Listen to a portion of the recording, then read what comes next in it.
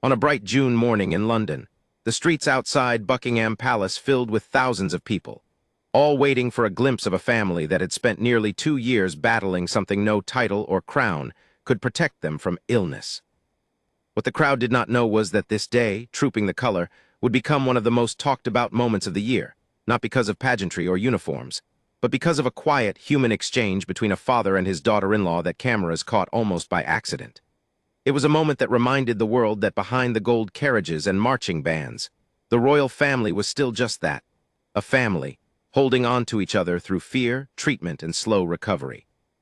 To understand why this small moment carried so much weight, you have to go back to the winter of early 2024, when the House of Windsor was hit by news nobody expected. King Charles III, only a year into his reign, was diagnosed with a form of cancer discovered during treatment for an unrelated health issue. Just weeks later, Catherine, Princess of Wales, revealed that she too was undergoing cancer treatment. Two members of the same family, at the very center of the monarchy, facing the same enemy at nearly the same time. For a royal family that prides itself on composure and distance from public vulnerability, this was an extraordinary and painful coincidence. The king, in his mid-70s, and the princess, only in her 40s, were suddenly bound together by something far more personal than royal duty. Buckingham Palace confirmed the king's diagnosis in February 2024, and although officials were careful not to name the specific type of cancer, they made clear that his public engagements would be paused while he focused on treatment. For a monarch who had waited more than 70 years to take the throne, stepping back from public life was not a small sacrifice.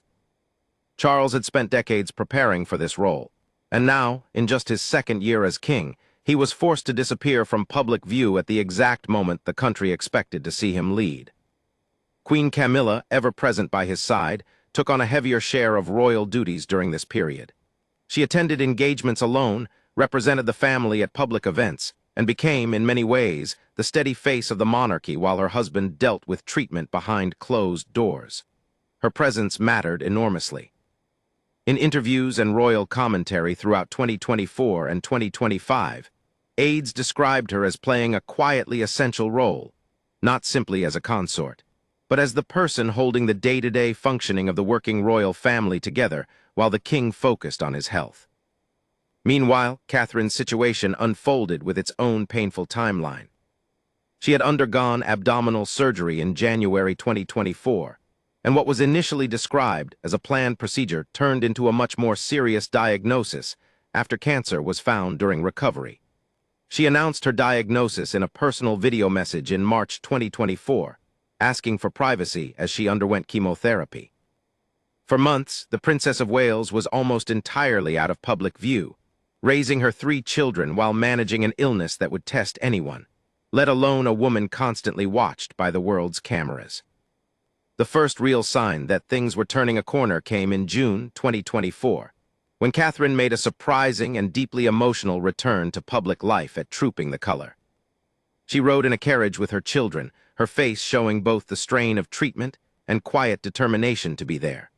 The crowds along the mall erupted into applause as her carriage passed.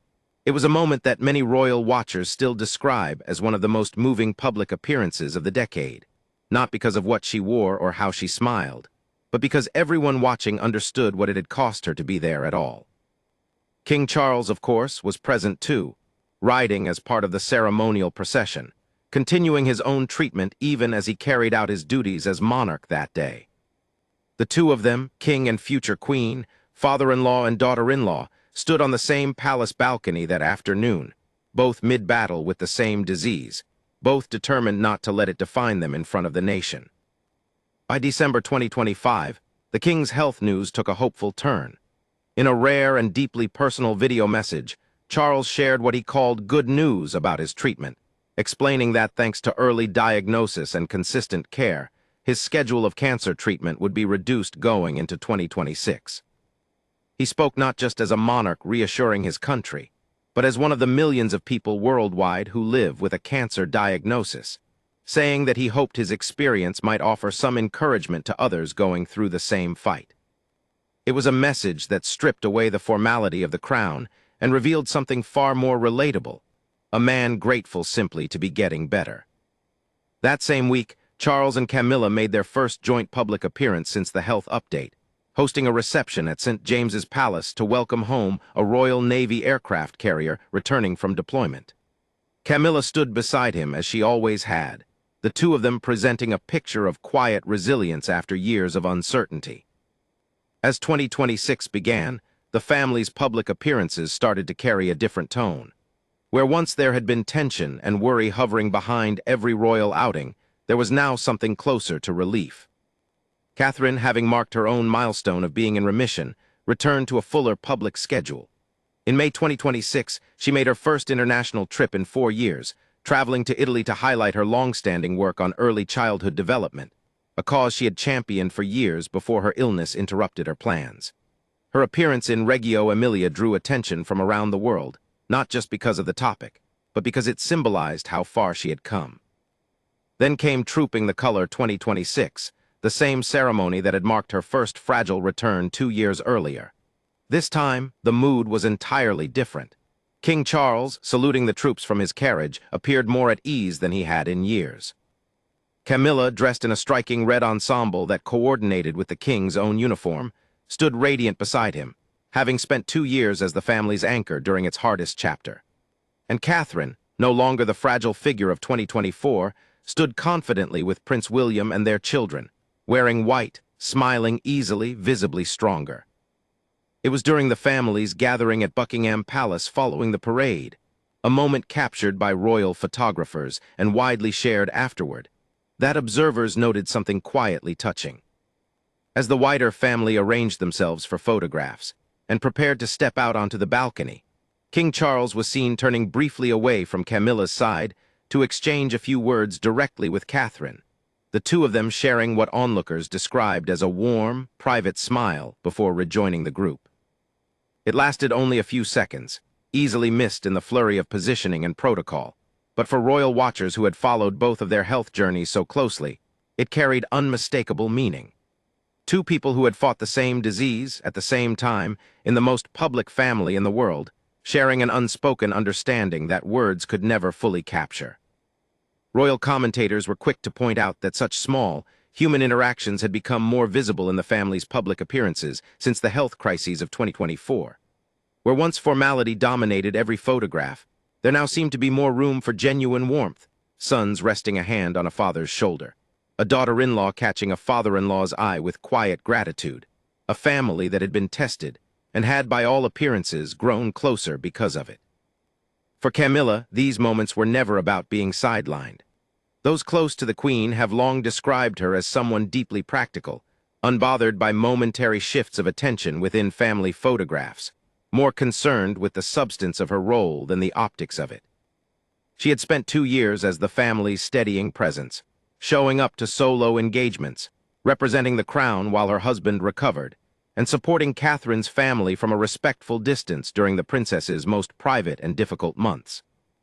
If Charles paused for a moment to speak quietly with Catherine at a family gathering, it was not a step back from his marriage or his queen.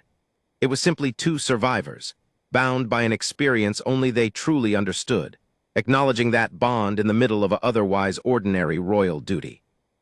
Throughout 2026, the family continued to appear together at major events, from the Chelsea Flower Show, where Charles was seen speaking warmly with actor Judi Dench, to Royal Ascot, where the King and Queen were spotted enjoying a light-hearted moment in the royal box, laughing along with the crowd.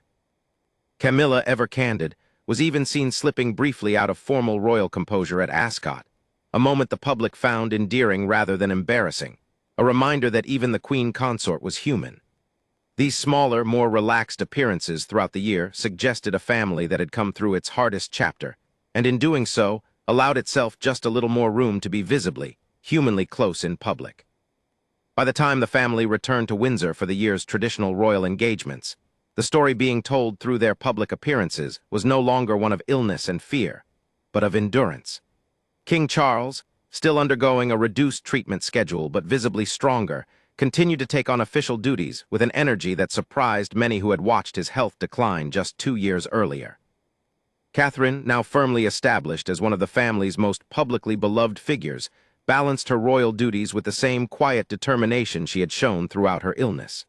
And Camilla, steady as ever, remained the family's constant, unshaken presence through every high and low. What made the Trooping the Color moment between Charles and Catherine resonate so widely wasn't scandal or division, despite how quickly some headlines tried to frame it that way. It resonated because it was real. It was two people who had once feared they might not live to see a day like this one, sharing a brief, unscripted exchange of warmth in front of the very cameras that usually only capture polish and protocol. For a royal family so often criticized for its distance and formality, that fleeting moment offered something the public rarely gets to see: proof that even behind the palace walls, family still means holding on to each other when it matters most. As 2026 continued, royal watchers began to note a broader shift in how the family presented itself publicly. Less rigid formality, more visible affection, more willingness to let genuine emotion show through in official settings. Whether it was Charles's own words about hoping his cancer journey could offer comfort to others, or Catherine's steady return to public life after her own battle, the family's story throughout this period became less about maintaining an image and more about simply surviving together, and allowing the public to witness that survival honestly. In the end, the moment between King Charles and Princess Catherine at Trooping the Color 2026 was never about Camilla being stepped away from. It was about a father-in-law and daughter-in-law who had each stared down the same disease, coming out the other side, and choosing, for just a few seconds in the middle of one of the most photographed events in the world, to acknowledge that shared survival with nothing more than a smile. It was small. It was human. And for a family that had spent 2 years proving its strength through unimaginable difficulty, it was, in its own quiet way, one of the most powerful moments the public had seen from them in years.